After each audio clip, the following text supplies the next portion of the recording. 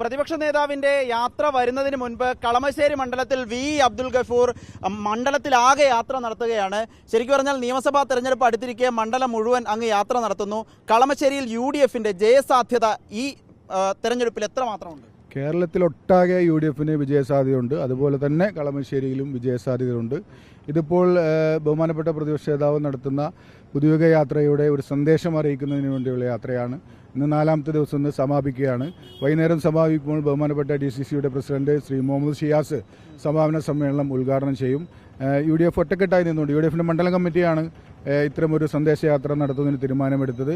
UDFന്റെ chairman Shri Francis തറയിൽ ഉൾപ്പെടെ DCCയുടെ general സെക്രട്ടറിമാർ ശ്രീ KV പോൾ, ബാബു മാത്യു, അതുപോലെ തന്നെ ശ്രീ ജോസഫ് ആന്റണി, ശ്രീമതി ലിസി ജോർജ് ഉൾപ്പെടെയുള്ള ബ്ലോക്ക് പ്രസിഡന്റുമാർ ശ്രീ മധു പുറക്കാട്, അതുപോലെ തന്നെ നന്ദകുമാർ ഉൾപ്പെടെയുള്ള കോൺഗ്രസിന്റെ മണ്ഡലം പ്രസിഡന്റുമാർ ശ്രീ നജീബ്, ഷംസു തലക്കോട്ടിൽ ഒക്കെ ഉൾപ്പെടെയുള്ള മുസ്ലിം ലീഗിന്റെ നേതാക്കൾ ശ്രീ ലത്തീഫും ഫൈസലും ഒക്കെ ഉൾപ്പെടുന്ന ഒരു UDF ടീമാണ്, ടീം UDF ആണ് ഈ സന്ദേശയാത്ര സംഘടിപ്പിക്കുന്നത്. ഇന്ന് സമാപിക്കുകയാണ്. കളമശ്ശേരി ശരിക്കും UDFന്റെ കയ്യിലുണ്ടായിരുന്ന മണ്ഡലമാണ്. അങ്ങയുടെ പിതാവായിരുന്നു വർഷങ്ങളോളം ഈ മണ്ഡലം MLA ആയിരുന്നത്.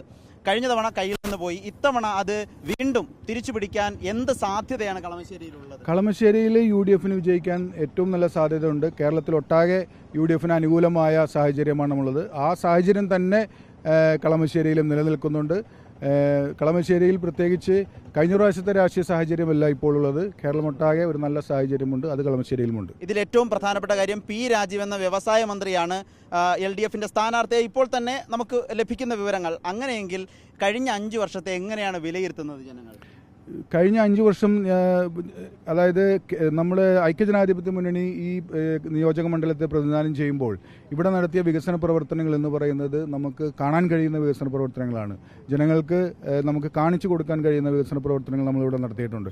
ഇപ്പോൾ വികസന പ്രവർത്തനങ്ങൾ എന്ന് പറഞ്ഞാൽ ഫ്ലെക്സ് നോക്കി നമ്മൾ വായിക്കേണ്ട ഒരു സ്ഥിതിയാണുള്ളത്. നമുക്ക് വായിച്ചറിയാൻ മാത്രമേ സാധിക്കുകയുള്ളൂ. അനുഭവിച്ചറിയാൻ സാധിക്കുന്ന ഒരു വികസനവും ഈ നിയോജക മണ്ഡലത്തിൽ ഇല്ല എന്നുള്ളതാണ്. ഈ വികസന പ്രവർത്തനങ്ങളുടെ പേരിൽ ഫ്ലക്സ് അഭിനന്ദനങ്ങൾ വെക്കുന്ന പരിപാടി മാത്രമേ നടക്കുന്നുള്ളൂ എന്നുള്ളതാണ്. തീർച്ചയായിട്ടും വികസനങ്ങൾ നമുക്ക് കാണാൻ സാധിക്കുന്നില്ല. അതാണ് ഐക്യജനാധിപത്യ മുന്നണിയുടെ കാലത്ത് നടത്തിയ വികസന പ്രവർത്തനങ്ങൾ നമുക്ക് കാണാനും അനുഭവിക്കാനും സാധിക്കുന്നതാണ്. ഈ കഴിഞ്ഞ നിയമസഭാ തെരഞ്ഞെടുപ്പിൽ അങ്ങ് തന്നെയായിരുന്നു UDFന്റെ സ്ഥാനാർത്ഥി. അന്നൊരു പരാജയത്തിലേക്ക് UDFന് പോകേണ്ടി വന്നു. അന്ന് ഉണ്ടായ പിഴവെന്തായിരുന്നു? ഇന്നെങ്ങനെയാണ് നമ്മൾ മാറുന്നത്? അന്നത്തെ ഒരു രാഷ്ട്രീയ സാഹചര്യം എന്ന് പറയുന്നത് ഇല്ലാത്ത കഥകൾ ഉണ്ടാക്കി ഒരു പ്രത്യേകമായ രാഷ്ട്രീയ സാഹചര്യം ഉണ്ടാക്കിയെടുത്തതാണ്. ഇന്ന് ജനങ്ങളത് തിരിച്ചറിയുന്നുണ്ട്. ആ രാഷ്ട്രീയ സാഹചര്യം ഇന്ന് മാറിയിട്ടുണ്ട്. ഈ അങ്ങ് തന്നെയാണ് ഈ നിയമസഭാ തെരഞ്ഞെടുപ്പിൽ UDFന്റെ സ്ഥാനാർത്ഥിയായി വരിക എന്ന രൂപത്തിൽ ലീഗ് കേന്ദ്രങ്ങളിൽ നിന്ന് ഔദ്യോഗികമല്ലെങ്കിലും അനൌദ്യോഗികമായ വിവരങ്ങൾ ലഭിക്കുന്നുണ്ട്. അങ്ങ് സ്ഥാനാർത്ഥിയായി വന്നാൽ വിജയത്തിനുള്ള സാധ്യതയുണ്ടോ? അല്ല, നമുക്കങ്ങനെ ഊഹിക്കാൻ കഴിയില്ലല്ലോ. സ്ഥാനാർത്ഥിയെ പ്രഖ്യാപിച്ചാൽ മാത്രമേ നമുക്ക് അതിനെപ്പറ്റി പറയാൻ സാധിക്കുകയുള്ളൂ. ഏതായാലും പാർട്ടി ആ പ്രഖ്യാപനം വരുന്നത് വരെ നമുക്ക് കാത്തിരിക്കാം. ഒരു അവസാന ചോദ്യം. അങ്ങ് ഈ മണ്ഡലം, ഈ മധ്യ കേരളത്തിൽ ലീഗിനുള്ള പ്രധാനപ്പെട്ട മണ്ഡലം 1 എന്നുള്ളത് കളമശ്ശേരിയാണ്. കളമശ്ശേരിയിൽ അങ്ങക്ക് ജനസമ്മതി കുറവാണെന്നൊക്കെ പാണക്കാട് ചിലർ പോയി പറഞ്ഞു. അത് യാഥാർത്ഥ്യവുമാണ്.